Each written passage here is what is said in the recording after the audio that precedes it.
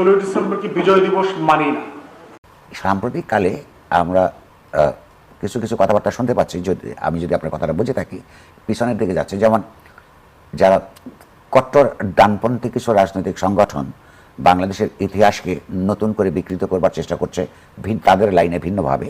যেমন ধরুন, এক ভদ্রলোককে বলতে শুনলাম ওনার গলায় জোর আছে, হ্যাঁ, ভাষার দৃঢ়তা আছে, কিন্তু তার ইতিহাস বর্ণনার ক্ষেত্রে বিভ্রান্তিকর এবং অনৈতিহাসিক কিছু বক্তব্য দেখতে পেলাম। বলছেন 16 ডিসেম্বর কি বিজয় দিবস মানি না।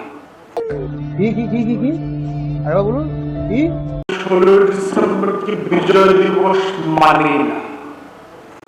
আমি নতুন দিবসের খোঁজ অলরেডি তর্কটা তুলছি, এটা আলাপ করতে হবে রাষ্ট্রকে।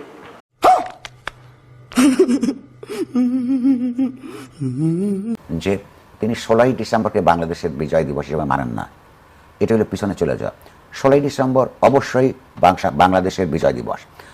পাকিস্তানি হানাদার বাহিনী বাংলাদেশের মানুষের নির্বাচনী রায়কে উপেক্ষা করে সশস্ত্রভাবে আক্রমণ করবার পর এদেশের তরুণ তরুণীরা বিশেষত এবং শেষ পর্যন্ত সমস্ত জনগোষ্ঠী হানাদার পাকিস্তানি গোষ্ঠীকে বিতাড়িত করে আপনার স্বাধীন বাংলাদেশ প্রতিষ্ঠার জন্য যুদ্ধ করেছে। লক্ষ লক্ষ মানুষের আত্মদান আছে এবং 16ই ডিসেম্বরে পাকিস্তানি বাহিনী পরাজিত হয়েছে।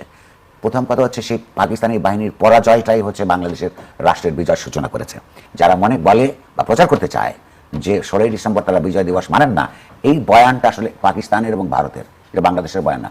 বাংলাদেশের মুক্তিযোদ্ধারা প্রধানত তাদের রক্তের বিনিময়ে বাংলাদেশ স্বাধীন করেছে। এইটাকে বাংলাদেশের মুক্তিযুদ্ধকে অপমান করছেন। এই অপমান করবার এবং সেই ঐতিহাসিক যে আমাদের যে মানুষের আত্মত্যাগ, তাকে ছোট করবার অধিকার তাদের নাই।